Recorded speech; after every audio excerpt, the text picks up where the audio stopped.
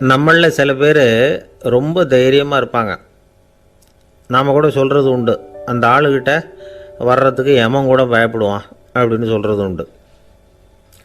தைரியசாலிகளை நெருங்கிறதுக்கு எமன் பயப்படுவான் அப்படின்னு சொல்கிறது உண்மை தான். அது பொய் இல்லை. மன வலிமை இருக்குது பாருங்கள், அது மனுஷனை காப்பாற்றும். இது மருத்துவ ரீதியான உண்மை.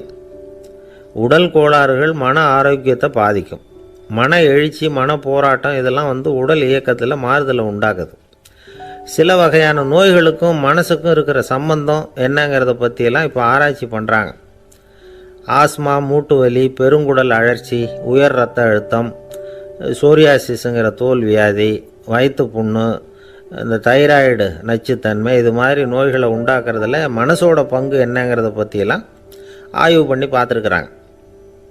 எதுக்கு எடுத்தாலும் சோர்ந்து போகிறது, தோண்டு போகிறது, இப்படிப்பட்ட மனவாகு, அதோட யாரும் நமக்கு உதவ முடியாது அப்படிங்கிற மனோபாவம், கைவிடப்பட்ட மனநிலைமை, இதெல்லாம் நோயோட தீவிரத்தை ரொம்ப அதிகரிக்க செய்யுதான். இவங்கெல்லாம் அந்த கைகால் வலிக்குது, உடம்பு அசதியாக இருக்குது, தூக்கம் வரல, முதுகு வலிக்குது, உடம்புல உணர்ச்சி குறையுது, கை கால் விரல்லாம் மரத்து போகுது, இப்படி ஏதாவது சொல்லிக்கிட்டு டாக்டர்களை தேடி வந்துக்கிட்டு இருப்பாங்க. நெஞ்சு வலி யாருக்கு வருது தெரியுமா? பதற்றம், போட்டி மனப்பான்மை, அளவுக்கு அதிகமான வேகம், துடிப்பு, பேராசை, இதுலேயும் கட்டுப்பாடு, நேரம் தவறாமை, அப்புறம் இதெல்லாம் உள்ள மனவாக உள்ளவங்க இருக்கிறாங்கல்ல, அவங்க பெரும்பாலும் நெஞ்சு வலிக்கு ஆளாயிடுறாங்களாம். ஃப்ரீட்மேன் அப்படிங்கிறவர் நிறைய ஆராய்ச்சியெல்லாம் பண்ணி பார்த்துட்டு இதை உறுதிப்படுத்தியிருக்கிறார். அவர் பண்ணின ஆராய்ச்சியில் என்னெல்லாம் தெரிய வந்தது தெரியுமா? பொறுப்பு அதிகம் உள்ளவங்களுக்கு கண்டிப்பாக இரத்த அழுத்தம் வரும், அதிகமாக இருக்குமா. அதே மாதிரி கண்டிப்பாக இருக்கிறாங்கல்ல, அவங்களுக்கும் இரத்த அழுத்தம் அதிகரிக்குமா. இரத்த அழுத்தம் தனக்கு அதிகமாக இருக்குங்கிறத தெரிஞ்சுக்கிட்டவங்க தலைவலி, மயக்கம், இந்த தலை சுத்தல், அசதி, இது மாதிரியான உணர்வுகளை அவங்களுக்கு வந்துடும், அது மாதிரி உணர்வு. ஆனால் உண்மை என்ன தெரியுமா? இதெல்லாம் இரத்த அழுத்தத்தினால இல்லை. இரத்த அழுத்தம் கட்டுப்பாட்டுக்குள்ளே இருந்தால் கூட இவங்க இப்படி நினைக்கிறாங்களாம். இதுக்கு காரணம் மனசு தான் அப்படிங்கிறார் அவர். சில பேர் எப்படி தெரியுமா? ஒருத்தர் மாரடைப்பால் இறந்து போனார் அப்படின்னு கேள்விப்பட்டால் போதும், இறந்து போகிறதுக்கு காரணம் இதயம்தான் அப்படிங்கிற பீதியால், இதய தளர்ச்சி அப்படிங்கிற மனநோயால் பாதிக்கப்படுறார். இவங்கெல்லாம் அடிக்கடி தங்களுடைய இதய பகுதியை தொட்டு பார்த்துக்குவாங்க, நாடியை பிடிச்சி பார்த்துக்குவாங்க, அடிக்கடி மூச்சை உள்ளுக்கு இழுத்து வெளியில் விட்டு வலி வருதா அப்படின்னு பார்த்துக்கிட்டு இருப்பாங்க. வேறு எங்கேயாவது வலிச்சா கூட நெஞ்சை வலிக்குதா அப்படின்னு பார்ப்பாங்க. நெஞ்சு வலிக்குதுன்னு கூட சில பேர் சொல்ல ஆரம்பிச்சிருவாங்க. ஆஸ்மாவுக்கும் மனசுக்கும் சம்பந்தம் உண்டு. தீர்வு காண முடியாத மன போராட்டங்கள் எல்லாத்துக்கும் அடுத்தவங்களையே சார்ந்து இருக்கிற மனநிலை, இதெல்லாம் ஆஸ்மாவினுடைய தீவிரத்தை அதிகப்படுத்திடும்.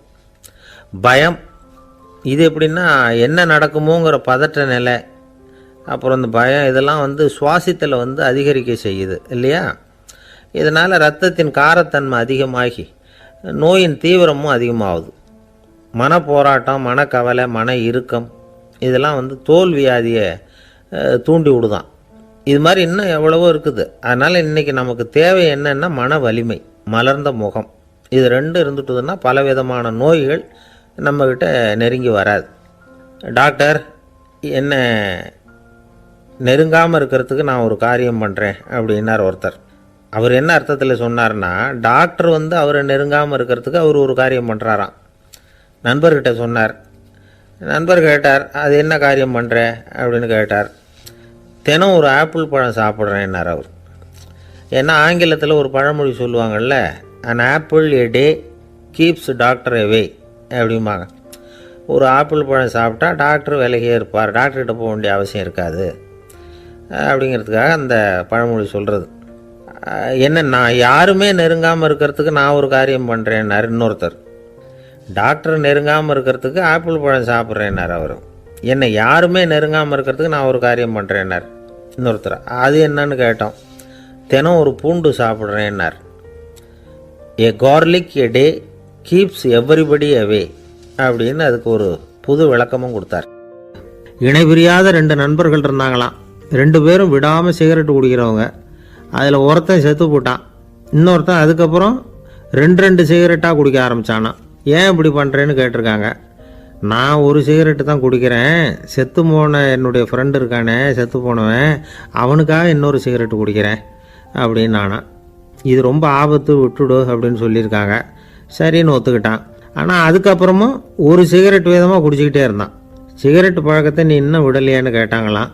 அந்த பழக்கத்தை நான் எப்போவோ விட்டுட்டேன், இப்போ நான் குடிக்கிறது என் ஃப்ரெண்டுக்காக அப்படின்னு நானா. இவங்கெல்லாம் எப்படி திருந்துறது? Subscribe Hello TV Tamil. ஒரு மனுஷனை பார்த்து என்கிட்ட வாலாட்டாதே அப்படின்னு சொன்னா அவன் நம்மகிட்ட ஏதோ வம்புக்கு வர்றான்னு அர்த்தம். ஒரு நாயை பார்த்து யாரும் என்கிட்ட வாலாட்டாதே அப்படின்னு சொல்றது இல்லை. ஏன்னா நாய் வாலாட்டுனா அது நம்மகிட்ட தன்னுடைய நன்றியை தெரிவிக்கிறதாக நினச்சிக்கிட்டு இருக்கிறோம். ஆனால் அது அப்படி இல்லை அப்படின்னு சொல்கிறாங்க அது சம்பந்தமான நிபுணர்கள். ஒரு நாய் தன்னுடைய வாலை இந்த பக்கமும் அந்த பக்கமுமா இப்படியும் அப்படியும் ஆட்டிக்கிட்டு இருந்தா அது பதட்டத்தில் கூட இருக்கலாம். நாய் நட்பாக இருந்தாலும் வாலாட்டும், ஆத்திரத்தில் இருந்தாலும் வாலாட்டும், கோபத்தில் இருந்தாலும் வாலாட்டும், குழப்பத்தில் இருந்தாலும் வாலாட்டும், மகிழ்ச்சியாக இருந்தால் கூட அது வாலாட்டும். அதை நாம் தப்பாக புரிஞ்சுக்கிட்டு அதுக்கிட்ட போய் மாட்டிக்கக்கூடாது. நாயை பற்றி எனக்கு நல்லா தெரியும் அப்படின்னு சொல்கிறவங்க கூட அதுக்கிட்ட கடி வாங்கிட்டு நிற்கிறது உண்டு. நிபுணர்கள் என்ன சொல்கிறாங்க தெரியுமா? எப்போவுமே நாய்கள் திடீர்னு கடிச்சு விடுறதில்ல, கடிக்கிறதுக்கு முன்னாடி சில அறிகுறிகளை காட்டும். அதை சரியாக புரிஞ்சுக்கிட்டோம்னா தப்பிச்சுக்கலாம். ஒரு வீட்டுக்கு போகிறீங்க, அங்கே புதுசாக ஒரு நாயை பார்க்குறீங்க, உடனே அதுக்கிட்ட போய் குனிஞ்சு சிரிச்சுக்கிட்டே அது தலையில் தட்டுறீங்க. இது ரொம்ப தப்பான். ஒரு நாய் இன்னொரு நாயை நேருக்கு நேர் பார்த்து பல்ல காட்டுனா அது தன்னுடைய தன்முனைப்பை காட்டுதுன்னு அர்த்தமா. உன்னை விட நான் பெரியவன் அப்படின்னு சொல்லுதுன்னு அர்த்தம். அதனால் நீங்கள் அது மாதிரி கிட்ட போய் சிரிக்கிறோம் அப்படின்னு நினச்சிக்கிட்டு பல்ல காட்டினா உங்களையும் எதிரியாக நினச்சிரும்.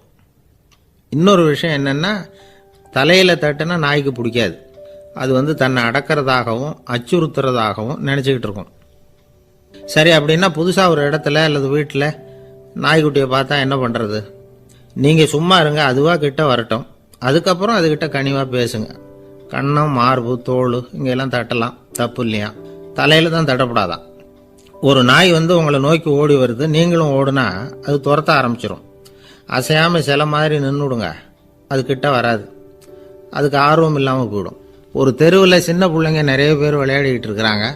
அப்போ சில நாய்கள் அங்கே ஓடி வருது. எல்லாரும் ஓடினாங்க. அப்படி ஓடுறப்போ ஒரு பையன் கால் தடிக்க கீழே விழுந்துட்டான். என்னாச்சு தெரியுமா? துரத்திட்டு வந்த நாய்கள்லாம் கீழே விழுந்தவன ஒன்றும் செய்யலை, அவன்கிட்டே போகல. ஓடிக்கிட்டு இருந்தாங்கல்ல பசங்க, அவங்கள துரத்திக்கிட்டு அவங்க பின்னாடி ஓடிச்சான். அதுதான் நாய்களுடைய சுபாவம். ஒரு நாய் நம்மளை நேருக்கு நேர் முறைச்சி பார்க்குதுன்னு வச்சுங்க, நாமளும் அதை முறைச்சி பார்க்கக்கூடாது. நாம் வேற பக்கம் எங்கேயாவது பார்க்க ஆரம்பிச்சிடணும். ஒரு நாய் கோபமாக இருந்ததுன்னா அதோட வால் உறுதியாக நேராக நிற்கும். ஒரு நாய் பணிந்து போனால் அல்லது பயந்து போனால் அது தன்னோட வாலை காலுக்கு நடுவில் வச்சுக்கும். ஒரு நாய் நம்மளை பார்த்து பயந்து நிற்குதுன்னு வச்சுங்க, அதனால் நமக்கு ஆபத்து இல்லைன்னு நினச்சிடக்கூடாது. உங்களை பார்த்துட்டு ஒரு நாய் ஒடுங்குச்சுன்னா நீங்கள் விலகி போயிடணும் அப்படின்னு அது நினைக்குது. நிறைய பேர் பயந்து போன நாயால் கடிபடுறாங்க. இவன் நம்மளை விட பெரிய ஆள், மாட்டிக்கிட்டோம், வேற வழி இல்லை அப்படிங்கிற நினப்பில் தான் நாய் கடிக்க ஆரம்பிக்குதான். இதே மாதிரி சங்கிலியால் கட்டி போடப்பட்டிருக்கிற நாயும் ஆபத்தானது தான். தொடர்ந்து கட்டி போட்டிருந்தா காலப்போக்கில் அது ஒரு மாதிரி ஆகிடும். நாய் குழந்தைகளை கடிக்காது அப்படின்னு சில பேர் சொல்லுவாங்க. அதுவும் ஒரு தவறான நம்பிக்கை. அதனால் சின்ன குழந்தைகளை தனியாக நாயோட விளையாட விடக்கூடாது. ஆகக்கூடி நாயை பற்றி நிறைய விஷயம் புரிஞ்சுக்க வேண்டியிருக்குது. ஒருத்தர் தன்னுடைய நண்பர் வீட்டுக்கு போயிருந்தார். அவசியம் எங்கள் வீட்டில் சாப்பிட்டுட்டு தான் போகணும் அப்படின்னு ரொம்ப அன்பாக சொல்லிவிட்டார். அதை மீற முடியல இவரால். சரின்னு உட்காந்துட்டார். சாப்பாடு போட்டாங்க, சாப்பிட ஆரம்பித்தார். அவங்க வீட்டில் கட்டி போட்டிருந்த நாய்க்குட்டி இவர் சாப்பிட்றத முறைச்சி பார்த்துது. ஏன் இப்படி என்ன இது முறைச்சி பார்க்குது உங்கள் வீட்டு நாய்க்குட்டி அப்படின்னு அவர் கேட்டார். அப்போ அவங்க சொன்னாங்களாம், அதுக்கிட்ட ஒரு கெட்ட பழக்கம்ங்க, தன்னோட தட்டில் யார் சாப்பிட்டாலும் அது அப்படி தான் முறைச்சி பார்க்கும் அப்படின்னாரா அவர். ஒரு குரங்கும் கழுதையும் நண்பர்கள், எங்கே போனாலும் சேர்ந்தே போவாங்க வருவாங்க. அப்போ அந்த கழுதை கொஞ்சம் கவலையோடு பேச ஆரம்பிச்சுதான். அதோ பாரு, அங்கே ஒரு புதர் தெரியுது இல்லையா, இந்த புதருக்குள்ளே ஒரு சிங்கம் இருக்குது. அந்த பக்கமாக நான் போகிறப்போ வர்றப்போலாம் அது என்கிட்ட வம்பு வளர்க்குது, தகராறு செய்யுது, என் மேலே பாயுது, என்னை தாக்குது. ஏன்னு தெரியல அப்படின்னுது. இதை கேட்டதும் அந்த குரங்கு சொல்லிச்சு, இனிமேல் கவலைப்படாத, இந்த தடவை நான் உன்னை காப்பாற்றுறேன்னுது. அதுக்கப்புறம் ஒரு நாள் அந்த குரங்கும் கழுதியும் அந்த புதர் பக்கமாக போய்கிட்டு இருந்தாங்க. எதிர்பார்த்தது மாதிரியே நடந்தது. அந்த சிங்கம் எதிரில் வந்தது, கழுதியை பார்த்தது, உடனே அது மேலே பாய ஆரம்பிச்சுட்டுது. அவ்வளவுதான். உடனே இந்த குரங்கு என்ன பண்ணிச்சு தெரியுமா? கிடுகிடுன்னு ஒரு மரத்து மேலே ஏறி உட்காந்துக்கிட்டுது. அங்கே உட்காந்துக்கிட்டு கீழே அந்த கழுதியும் சிங்கமும் போடுற சண்டையை வேடிக்கை பார்க்க ஆரம்பிச்சுட்டுது. கொஞ்ச நேரம் கழித்து அடிபட்ட காயத்தோடு அந்த கழுதை மெதுவாக நடந்து வந்தது. குரங்கும் மெல்ல மரத்தை விட்டு கீழே இறங்கிச்சு. இப்போ கழுதை கேட்டுது, என்னை காப்பாத்துறேன்னு சொல்லிவிட்டு காலை வாரி விட்டுட்டியே, நீ பாட்டுக்கு மரத்து மேலே ஏறி உட்காந்துக்கிட்டே, அது நியாயமானது. குரங்கு பரிதாபமாக அதை பார்த்துது. நான் மரத்து மேலே இருந்து நீங்கள் 2 பேரும் சண்டை போட்டதை பார்த்துக்கிட்டு தான் இருந்தேன். உன்னோட சத்தம் தான் அதிகமாக இருந்தது, அது நீ சிரிக்கிற மாதிரி எனக்கு கேட்டுது. அதனால் நீ தான் ஜெயிச்சுக்கிட்டு இருக்க போல இருக்கு அப்படின்னு நினச்சிவிட்டேன்னுது. இன்றைக்கி பல பேர் இப்படி தான் இருக்கிறாங்களாம். யார் ஜெயிக்கிறாங்க யார் தோக்குறாங்கங்கிறத முகத்தை பார்த்து கூட கண்டுபிடிக்க முடியறதில்ல. பேசுகிற பேச்சை வச்சு கூட கண்டுபிடிக்க முடியறதில்ல. தோற்கிறவங்க கூட சிரிக்கிற மாதிரி முகத்தை வச்சுக்கிறான். இன்றைய மனிதர்கள்கிட்ட ஏகப்பட்ட முரண்பாடுகள். பொய் முகங்களோட உலவுகிறவர்கள் தான் அதிகம். உண்மை முகம் எங்கே இருக்குது அப்படிங்கிறத புரிஞ்சுக்கிட்டு நண்பர்களை தேர்ந்தெடுக்கணும் அப்படிங்கிறது ஒரு முக்கியமான கருத்து. கடவுள் இந்த உலகத்தை படைச்சுட்டு அதுக்கப்புறமும் கொஞ்ச நாள் இங்கேயே தங்கியிருந்தாராம். அப்போ தான் அவருக்கு ஒரு உண்மை புரிஞ்சுதான், இந்த உலகத்தில் தங்கி இருக்கிறது எவ்வளவு இடைஞ்சல்னு. தினமும் மனிதர்கள் தேடி வந்து ஏதாவது புகார் சொல்லிக்கிட்டே இருந்தாங்களாம். எனக்கு அது வேணும் இது வேணும்னு கேட்டுக்கிட்டே இருந்தாங்களாம். சில பேர் வந்தாங்க, நாங்கள் வந்து விவசாயம் பண்ணுறோம், தண்ணி இல்லாமல் பயிர் காயுது, எங்களுக்கு மழை வேணும் அப்படின்னாங்க. அவங்க போனதும் அதுக்கப்புறம் சில பேர் வந்தாங்க, நாங்கள் வந்து மண்பானை செய்கிறவங்க நிறைய பானை செஞ்சு வச்சுருக்குறோம், மழை பெஞ்சால் எல்லாம் கரைஞ்சி வீணாக போயிடும், அதனால் இன்றைக்கி மழை பெய்யக்கூடாதுன்னாங்க. கடவுள் பார்த்தார், அவருக்கு என்ன பண்ணுறதுன்னே தெரியல, ஏகப்பட்ட குழப்பம், தலையை பிச்சுக்கலாம் போல் இருந்தது, கிட்டத்தட்ட பைத்தியம் பிடிக்கிற அளவுக்கு ஆயிட்டுது. எல்லாருடைய ஆசைகளையும் அவரால் நிறைவேற்ற முடியல, ஏன்னா ஒன்றுக்கு ஒன்று முரண்பாடாக இருந்தது. ஒரு நாள் தன்னுடைய அமைச்சரவையை கூட்டி ஆலோசனை கேட்டார், என்ன செய்யலான்னு சொல்லுங்கன்னார். இது என்ன பிரமாதம், பேசாமல் இமயமலை அடிவாரத்தில் போய் உட்காந்துங்க, யாரும் தொந்தரவு பண்ண மாட்டாங்கன்னாங்க. அங்கேயும் மனிதர்கள் வர ஆரம்பிச்சுருவாங்களேன்னார் கடவுள். சரி அப்படின்னா சந்திரனில் போயிருந்துக்கலாமேன்னாங்க. அங்கேயும் மனுஷன் குடி வர போகிறான் அப்படின்னார் கடவுள். வெகு தூரத்துக்கு அப்பால் உள்ள நட்சத்திர மண்டலத்துக்கு போயிடலான்னாங்க. இதெல்லாம் நிரந்தர தீர்வாகாது, நிரந்தரமாக இந்த மனிதனுடைய தொல்லையிலேருந்து நான் விடுபடணும், அதுக்கு ஏதாவது வழி சொல்லுங்கன்னார் கடவுள். ஒரு வயசான ஆள் வந்தார். கடவுளுக்கு காதோட காதாக ஒரு வழியை சொன்னார். கடவுளுக்கு முகம் மலர்ந்தது. அதுதான் சரி, அப்படியே செஞ்சுடலான்னார்.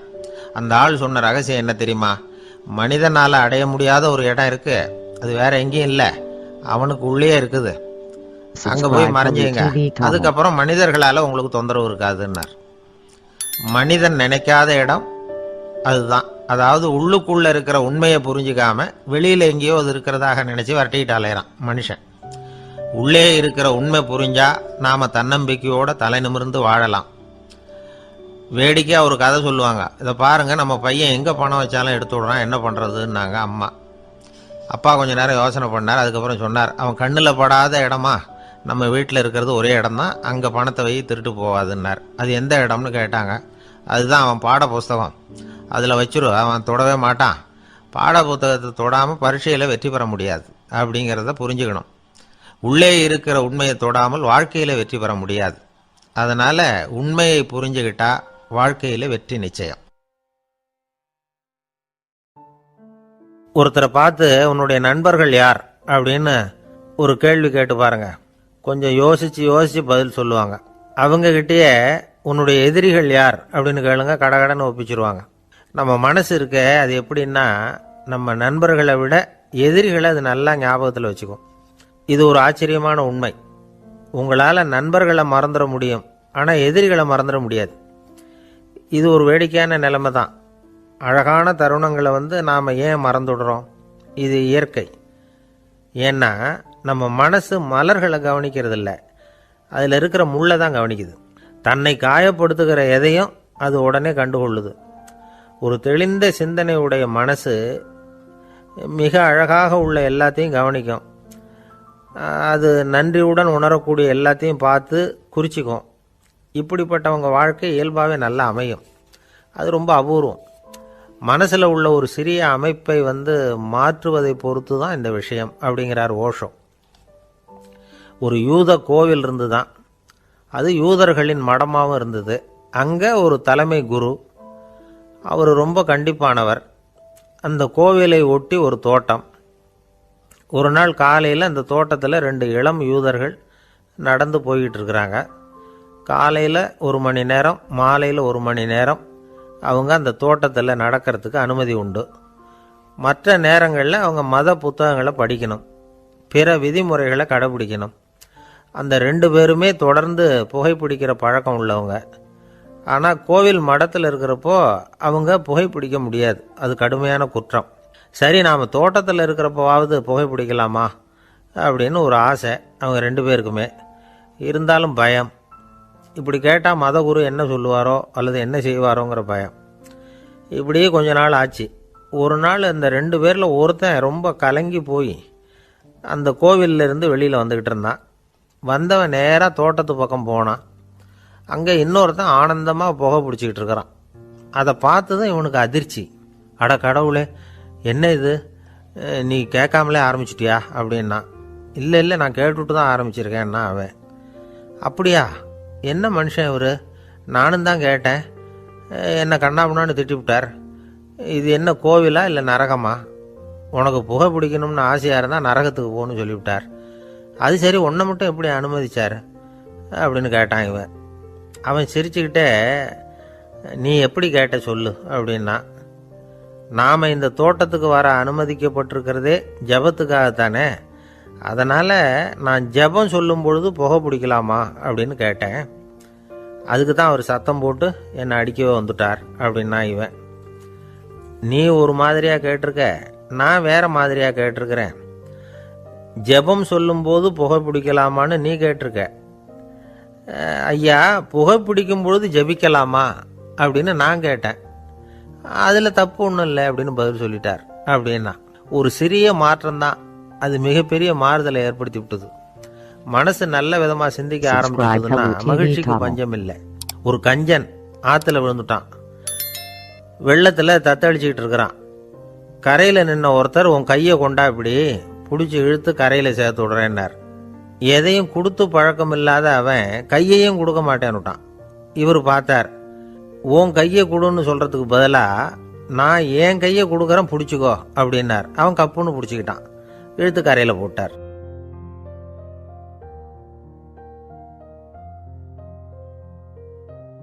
ஜப்பானில் உள்ள ஒரு புத்த விகாரை, அங்கே ஒரு வயசான பௌத்த குரு தங்கியிருக்கிறார்.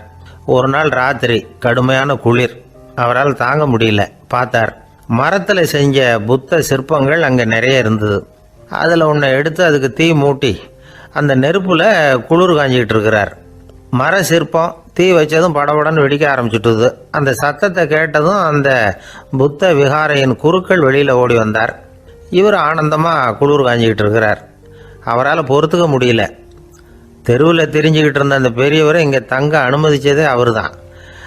இவர் இப்படி பண்ணுறாருன்னு நினச்சிக்கிட்டே அவரை கோபமாக பார்த்தார். ஏன் இப்படி கோபமாக பார்க்குறீங்க, இப்படி வந்து உட்காருங்க அப்படிங்கிறாரு இவர். அவருக்கு இன்னமும் கோபம் வந்துட்டுது. எங்கள் கடவுளை வந்து எரிச்சுட்டிங்களே அப்படின்னு சத்தம் போட்டாராம். அப்படியா அப்படின்னு கேட்டுக்கிட்டே அந்த சாம்பலை கிளறினார் இவர். என்ன செய்கிறீங்கன்னு கேட்டிருக்காரு அவர். நான் எலும்புகளை தேடுறேன்னாராம். நீங்கள் ஒரு பைத்தியம், இது ஒரு மர சிற்பம், இதில் எலும்புகள் கிடையாது அப்படின்னாராம். அவருக்கு கோபம் வந்துட்டுது. உடனே வெளியில் போங்கன்னு கத்தியிருக்கார். வெளியில் தள்ளி கதவையும் சாத்தி விட்டாராம்.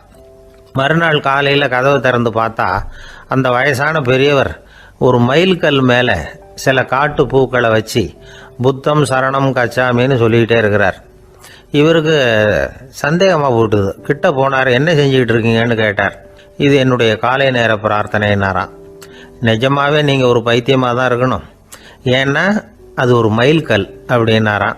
இப்போ அந்த பெரியவர் சொன்னாராம், நீங்கள் ஒரு மரத்தை புத்தராக நினைக்கும் பொழுது நான் ஏன் ஒரு மயில்கல்ல புத்தராக நினைக்கக்கூடாது? நான் வந்து புத்தரை எரிக்கலாம், ஏன்னா அவரை நான் நேசிக்கிறேன். அந்த சிற்பம் வந்து மரத்தால் ஆனதுங்கிறது எனக்கு தெரியும். நான் ஒரு மயில்கல்லை தொழலாம், ஏன்னா அது எனது பூக்களை தாங்குது. நான் இந்த மயில்கல்லுக்குள்ளே மறைஞ்சிருக்கிற புத்தரை பார்க்குறேன். யாராவது ஒரு சிற்பி இதை சிலையாக்கினாதான் நீங்கள் புத்தரை பார்க்க முடியும். அன்னைக்கு ரொம்ப குளிராக இருந்தது. நான் எனக்குள்ளே இருக்கிற புத்தரையும் பாதுகாக்கணும். உள்ளே இருக்கிற புத்தரை காப்பாற்றுறதுக்காக வெளியில் உள்ள புத்தரை எரிக்கலாம், அதில் ஒன்றும் தப்பு இல்லை. அது அவருடைய போதனையிலேயே இருக்கு. உனக்குள் ஜோதியாக இரு அப்படிங்கிறது அவருடைய போதனை. என்னுடைய புத்தர் வந்து குளிரில் நடுங்கிட்டு இருந்தார். அந்த மர சிற்பங்கள் வெயில் மழையில் உணர்ச்சி இல்லாமல் இருந்தது, அதனால் அப்படி பண்ணினேன். ஆனால் நீங்கள் என்ன பண்ணீங்க? நான் ஒரு மர புத்தரை எரிச்சதுக்காக உயிருள்ள புத்தரை வெளியில் தள்ளி கதவை சாத்தினீங்க அப்படின்னாராம் அந்த பெரியவர். உண்மையான பக்திங்கிறது இதுதான். அதாவது உனக்குள் ஜோதியாக இரு அப்படின்னு புத்தர் சொன்னார் இல்லையா, அது மாதிரி தனக்குள் ஜோதியாக இருக்கிற இந்த காலத்து ஆசாமிகள் நிறைய பேர் உண்டு. எப்பவும் போதையிலேயே இருக்கிறவங்க. ஒரு நாள் நடு ராத்திரி ஒரு மது கடையில் ஒரு ஆள் அங்குள்ள சிப்பந்திகள் கிட்ட கேட்டுக்கிட்டு இருக்கிறான். மறுபடியும் இந்த கடை எப்போ திறப்பாங்கன்னு கேட்டானா. நாளைக்கு காலையில் 8 மணிக்கு திறப்பாங்க அப்படின்னு நானா அங்கே இருந்த ஆள். அவன் திருப்பி திருப்பி அதையே கேட்டுக்கிட்டு இருக்கான். இவனுக்கு பதில் சொல்லி சொல்லி அழுத்து போச்சு. அதான் சொல்கிறேன் ஐயா, நாளைக்கு காலையில் வா அப்படின்னாங்களாம். அதுக்கு இவன், நான் வர்றதுக்காக கேட்கலையா, நேத்திக்கு வந்தவன் உள்ளேயே மாட்டிக்கிட்டேன், வெளியில் போகிறதுக்காக கேட்டேன் அப்படின்னு. இன்பம் துன்பம் இது ரெண்டும் சேர்ந்தது தான் வாழ்க்கை. இது எல்லாரும் சொல்லிகிட்டு இருக்கிற ஒரு உண்மை. அது சரி, இது ரெண்டும் வர்றதுக்கு என்ன காரணம்? துறவி ஒருத்தர் யோசித்து பார்த்துருக்கார். இன்ப துன்பம் தோன்றுவதற்கு முக்கியமாக 6 காரணங்கள் உண்டு அப்படிங்கிறார் அவர். அது என்னங்கிறத நாமளும் தெரிஞ்சு வச்சுக்குவோமே. இப்போ முதல் காரணம் சுயநலம். ஒரு தாயார் வந்து தன்னுடைய சுயநலம் கருதி தன்னுடைய மகன் இன்பமாக இருக்கணும்னு ஆசைப்படுறாங்க. மகனும் அப்படியே ஆசைப்படுறான். அதனால் தாயாரின் இன்ப துன்பங்களை பார்த்துட்டு மகனும் இன்ப துன்பம் அடையிறான். அந்த அம்மாவுக்கும் அதே நிலைமை தான். 2வது காரணம் உறவு. நான் துறவியான பிறகு கூட உறவுங்கிற காரணத்தினால தான் தாயாருடைய சுக துக்கங்களை கண்டு நானும் சுக துக்கம் அடைகிறேன். என் தாயாருடைய நிலைமையும் இதுதான் அப்படிங்கிறார் ஒரு துறவி. 3வது காரணம் என்னென்னா அறிமுகம். எனக்கு அறிமுகமான ஒருத்தரை ரயில் நிலையத்தில் சந்திக்கிறேன். அவர் தன்னுடைய பணப்பையை எங்கேயோ தொலைச்சிவிட்டு வருத்தப்பட்டு இருக்கிறார். நானும் வருத்தப்படுறேன். அந்த சமயத்தில் யாரோ ஒருத்தர் இதுதானே அவங்க பணப்பை அப்படின்னு சொல்லி கொண்டாந்து நீட்டுறார். பணப்பையை தொலைச்சவர் சந்தோஷப்படுறார், நானும் சந்தோஷப்படுறேன். இது அந்த துறவி சொல்கிற அனுபவம். 4வது காரணம் என்னென்னா கருணை. எனக்கு முன்னே பின்ன தெரியாத ஒருத்தனை யாரோ ஒருத்தன் அடித்து காயப்படுத்தி போடுறான். கருணை காரணமாக நான் அதுக்காக துக்கப்படுறேன். 5வது காரணம் எதையும் நம்புறது. ஒரு பசுமாட்டை ஒரு முரணை அடிச்சுக்கிட்டு இருக்கிறான் அப்படின்னு ஒருத்தர் வந்து நம்மகிட்ட சொல்கிறாருன்னு வைங்க, உடனே நான் துக்கப்படுறேன். இன்னொருத்தர் வந்து அந்த முரணனை போலீஸ்காரங்க பிடிச்சிட்டு போயிட்டாங்கன்னு சொல்லி சொல்கிறார், நான் உடனே சந்தோஷப்படுறேன். 3வதாக ஒருத்தர் வந்து முதல் 2 பேரும் சொன்னது பொய்யுங்கிறார். அப்போ நான் இன்ப துன்பம் ரெண்டுமே இல்லாமல் நிம்மதியாக இருக்கிறேன். இது ஒரு விதம். அடுத்தது 6வது காரணம் என்னென்னா தன்மயமாகுதல். ஒரு நாவல் படிச்சுக்கிட்டு இருக்கிறோம், அதில் வர்ற பாத்திரங்களோடு நாம் ஒன்றி போயிடுறோம். அதில் வர்ற பாத்திரங்கள் சிரிச்சுதுன்னா நாமளும் சிரிக்கிறோம், அது அழுதுன்னா நாமளும் அழறோம். அதெல்லாம் வந்து அந்த துறவி சொல்கிற அனுபவ உண்மைகள். இன்ப துன்பம் இது ரெண்டும் தோன்றுவதற்கு சுயநலம், உறவு, அறிமுகம், கருணை, எதையும் நம்புறது, தன்மயமாகிறது, இது எல்லாம் தான் முக்கிய காரணம் அப்படின்னு அவர் சொல்கிறார். ஆக கூடி ஒட்டு மொத்தமாக யோசனை பண்ணி பார்த்தா பிற பொருள்கள் மீது பற்றுதல் காரணமாக தான் நாம் வந்து இன்ப துன்பம் அடையிறோம் அப்படிங்கிறத புரிஞ்சிக்க முடியுது. மனுஷன் வந்து இன்ப துன்பம் அடையிறதுக்கு 7வது காரணம் கூட ஒன்று உண்டு அப்படின்னு சொல்லிகிட்டே வந்தார் ஒருத்தர். அது என்ன அப்படின்னு கேட்டோம். அதுதான் சார் இந்த நீங்கள் சொல்லிட்டு வர்ற இன்று ஒரு தகவல்னார். எப்படி சொல்கிறீங்கன்னு கேட்டோம். இன்று ஒரு தகவல் கேட்க ஆரம்பிக்கிறப்போ மனசில் இன்பம், ஆரம்பித்த உடனே இது ஏற்கனவே கேட்ட சமாச்சாரமாச்சே அப்படின்னு நினைக்கிறப்போ துன்பம் அப்படின்னு அதுக்கு ஒரு விளக்கம் கொடுத்தார் அவர். நம்பிக்கை இல்லைன்னா இந்த உலகத்தில் நாம் வந்து நடமாடவே முடியாது. அவநம்பிக்கையோடு இருந்துக்கிட்டு இருந்தால் என்றைக்கும் அவஸ்தை தான். நாம் நம்புறது நடக்குதோ இல்லையோ அது வேறு விஷயம். ஆனால் எதையும் நம்பி தான் நாம் அடி வைக்க வேண்டியிருக்கு. வேறு ஒன்றும் வேணாம், ஒரு லாட்ரி சீட்டு வாங்குகிறோம், அது எங்கே நமக்கு விழப்போகுது அப்படிங்கிற அவநம்பிக்கையோடவா வாங்குகிறோம். பரிசு நமக்கு தான் அப்படிங்கிற நம்பிக்கை உள்ளூர இருக்கிறதுனால தான் அதை வாங்குகிறோம். இருந்தாலும் முடிவு வேறு மாதிரி ஆகிடுது. அதுக்காக மனசு சோர்ந்து போகிறதில்ல, அடுத்த மாதமும் சீட்டு வாங்குகிறோம். இந்த நம்பிக்கை தான் மனித வாழ்க்கைக்கு ஆதாரம். ஒரு கடையில் போய் டீ சாப்பிட்றீங்க, அந்த டீ நல்ல டீ தானா, அதில் விஷம் கலந்துருக்குமா அப்படிங்கிற சந்தேகம் வந்துட்டுதுன்னு வச்சுங்க. அதுக்கப்புறம் அதை எப்படி நீங்கள் சாப்பிட முடியும்? நம்பி தான் சாப்பிட்ணும். ரயில் ஒழுங்காக போய் சேருங்கிற நம்பிக்கை இருக்கிறதுனால தான் அதில் ஏறி உட்காடுறோம். லெட்டர் ஒழுங்காக போய் சேருங்கிற நம்பிக்கை இருக்கிறதுனால தான் பெட்டியில் போடுறோம். சரி, நம்ம கதையெல்லாம் நம்மளோட இருக்கட்டும். மனித நம்பிக்கை எந்த அளவுக்கு உறுதியாகவும் அறிவுபூர்வமாகவும் இருக்கணுங்கிறதுக்கு அலெக்சாண்டர் வாழ்க்கையில் நடந்த ஒரு சம்பவத்தை உதாரணமாக சொல்லலாம். இந்த உலகத்தையே ஜெயிக்கணும்னு புறப்பட்டார் அலெக்சாண்டர். ஒரு கட்டத்தில் அவர் சிட்னஸ் நதி கரைக்கு சேர்ந்தார். அந்த சமயத்தில் அவருக்கு கடுமையான நோய் வந்துட்டுது. அவர் கூடவே வந்திருந்த கிரேக்க வைத்தியர்கள் என்னென்னமோ முயற்சியெல்லாம் பண்ணி பார்த்தாங்க. இருந்தாலும் அலெக்சாண்டருக்கு வந்திருக்கிறது என்ன நோய்ங்கிறத அவங்களால கண்டுபிடிக்க முடியல. ஏன்னா அந்த பகுதியில் உள்ளவங்களுக்கு மட்டுமே அதிகமாக வரக்கூடிய ஒரு வினோதமான நோயாக இருந்தது அது. ஆனால் அவர் இருக்கிற இடம் எதிரியோட இடம், பாரசீக மன்னனோட ஆளுகைக்கு உட்பட்ட இடம். என்ன பண்ணுறது அப்படின்னு எல்லாரும் யோசனை பண்ணாங்க. பாரசீக மன்னனோட அரண்மனையில் இருக்கிற வைத்தியர் வந்தால் இந்த நோயை குணப்படுத்தி விடுவார் அப்படின்னு சொன்னாங்க. இருந்தாலும் எதிரியோட நாட்டில் இருக்கிற வைத்தியரை கூப்பிட்டு எப்படி நம்பி வைத்தியம் பார்க்க சொல்கிறது அப்படின்னு சொல்லி எல்லோரும் தயங்கினாங்க. ஆனால் அலெக்சாண்டர் தயங்கலை. பரவாயில்ல, அழைச்சிட்டு வாங்கன்னு விட்டார். உடனே அவரை போய் அழைச்சிட்டு வந்துட்டாங்க. அவர் வந்தார். அலெக்சாண்டர் உடம்பை பரிசோதனை பண்ணி பார்த்தார். சரி, இதை குணப்படுத்தி விடலாம், பயப்பட வேண்டியதில்லை. ஆனால் இதுக்கு ஒரு மூலிகை ரசம் தயார் பண்ணி கொடுக்கணும். நான் போய் அதை தயார் பண்ணிவிட்டு 2 நாளில் திரும்பி வந்துடுறேன் அப்படின்னு சொல்லிவிட்டு போனார் அந்த வைத்தியர். அதே மாதிரி 2 நாளில் திரும்பி வந்தார் மூலிகை ரசத்தோட. இதுக்கு இடையில் அலெக்சாண்டரோட தளபதிகளில் ஒருத்தர் ரகசியமாக ஒரு எச்சரிக்கை கடிதம் கொடுத்து அனுப்பியிருக்கிறான். அதை வாங்கி என்ன விஷயம்னு பார்த்தார். இப்போ உங்ககிட்ட வந்திருக்கிற எதிரி நாட்டு வைத்தியரை நம்பாதீங்கோ, அவன் கொண்டுகிட்டு வந்திருக்கிற மூலிகை ரசத்தில் விஷம் கலந்துருக்குது அப்படின்னு அதில் எழுதியிருக்கு. அதை பார்த்தார் அலெக்சாண்டர். இருந்தாலும் கொஞ்சம் கூட அலட்டிக்கலை. வைத்தியர் கொடுத்த மருந்தை வாங்கி கடகடன்னு குடிச்சுட்டார். குடிச்சுட்டு அதுக்கப்புறம் அந்த கடிதத்தில் இருந்த விஷயத்தை அந்த வைத்தியர்கிட்ட சொன்னார். வைத்தியர் திகைச்சு போயிட்டார். தன் மேலே அலெக்சாண்டர் வச்சிருக்கிற நம்பிக்கையை பார்த்து அவருக்கு ரொம்ப வியப்பு. வைத்தியர் உண்மையிலேயே நல்ல மருந்து தான் கொண்டுகிட்டு கொடுத்துருக்கிறார், அதில் விஷம்லாம் எதுவும் கலக்கலை. அதுக்கப்புறம் அலெக்சாண்டர் அந்த வைத்தியரை பார்த்து சொன்னாராம், நம்பிக்கைங்கிற அச்சாணியை ஆதாரமாக வச்சுக்கிட்டு தான் இந்த உலகம் சுற்றிக்கிட்டு இருக்குது. எனக்கு எதிரியாக இருந்தாலும் பாரசீக மன்னர் ரொம்ப பெரியவர். அப்பேற்பட்ட மன்னருடைய அரண்மனை வைத்தியர் தொழில் நேர்மை இல்லாதவராக இருக்க மாட்டார்.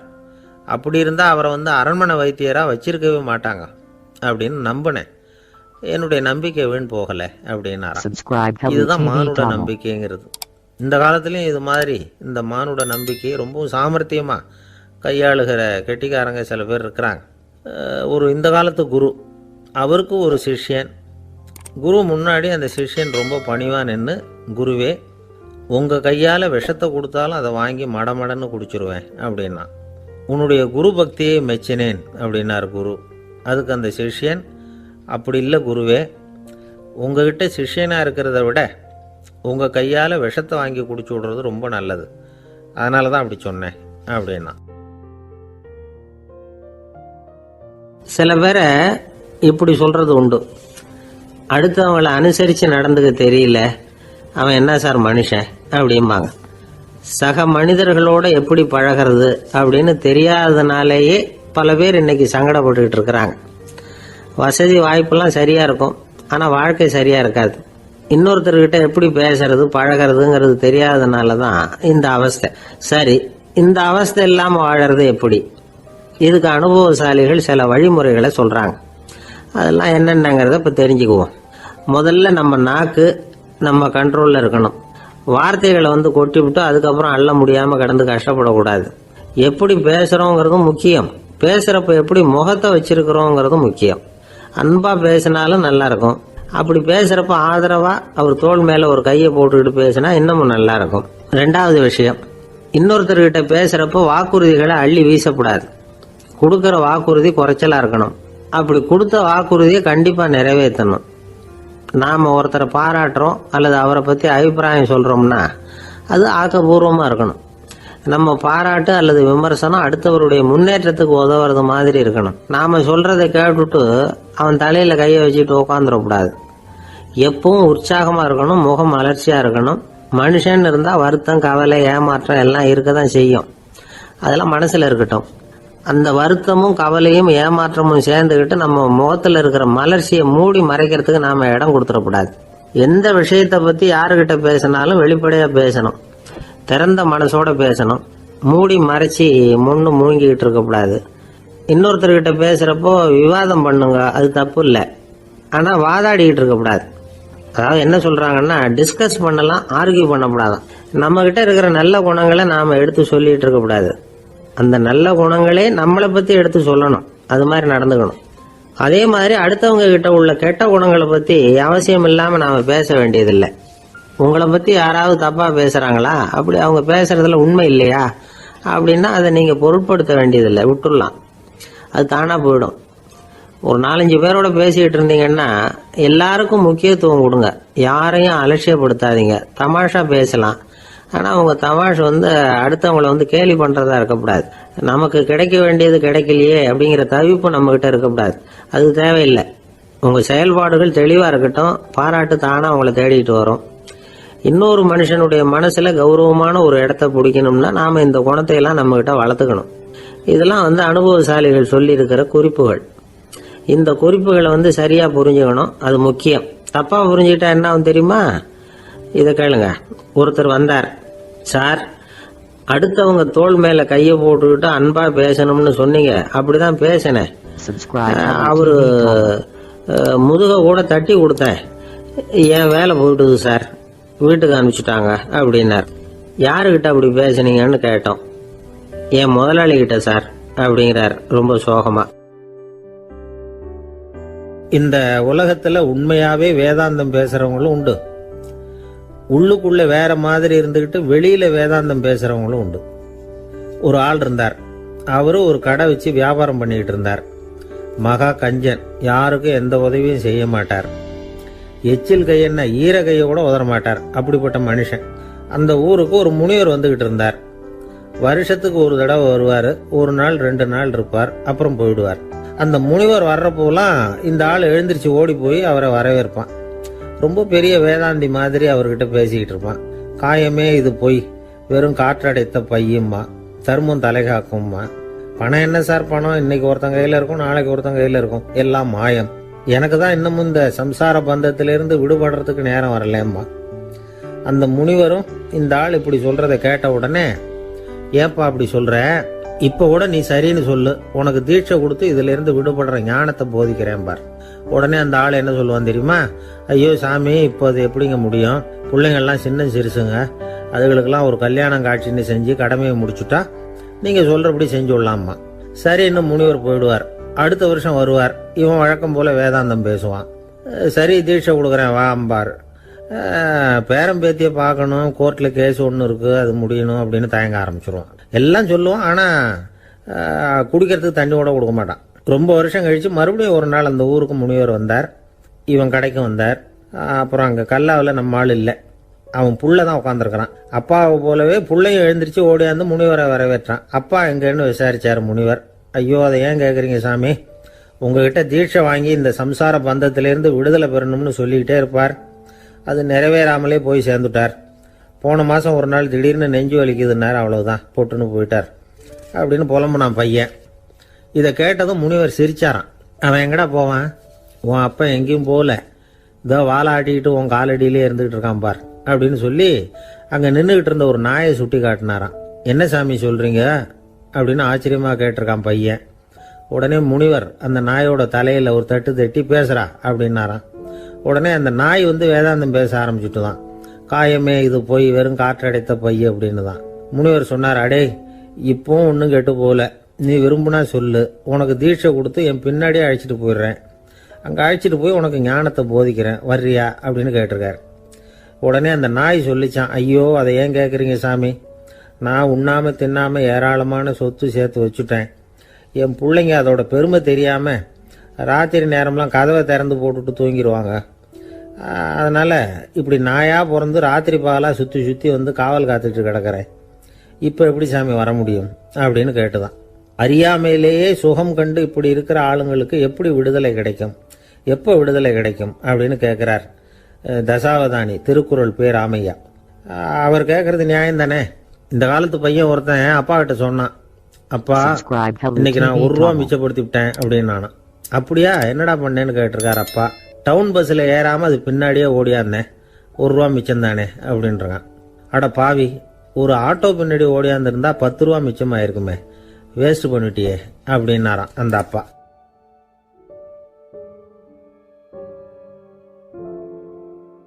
ஒரு தடவை நாரதர் ஒரு தெரு வழியாக போய்கிட்டு இருந்தார்.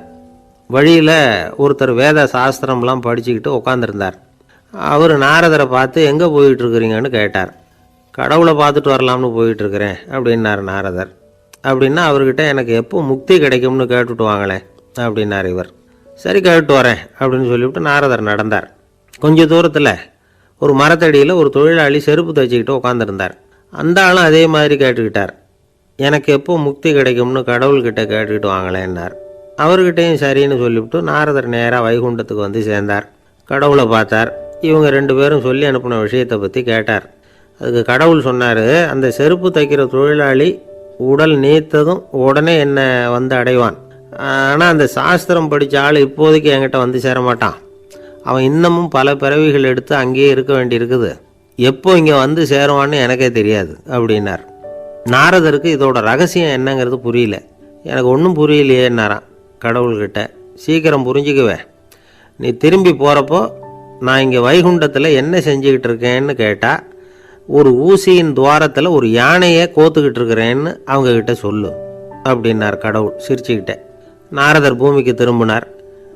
கடவுளை பார்த்தீங்களா, எப்படி இருக்கார் அப்படின்னு விசாரித்தார் வேத சாஸ்திரம் படித்தவர். ஓ பகவானா, அவர் யானையை ஊசியின் காதில் நுழைச்சிக்கிட்டு இருக்கிறார் பார்த்தேன்னார் நாரதர். ஊசி காதில் யானையா, அது எப்படி முடியும்? நீங்கள் சொல்கிறத நான் நம்ப மாட்டேன்னு விட்டார் அவர். சரி, இந்த ஆளுக்கு இறைவன் பேரில் நம்பிக்கை இல்லை அப்படிங்கிறத நாரதர் புரிஞ்சுக்கிட்டார். அடுத்தபடியாக அந்த தொழிலாளி இருந்த இடத்துக்கு போனார்.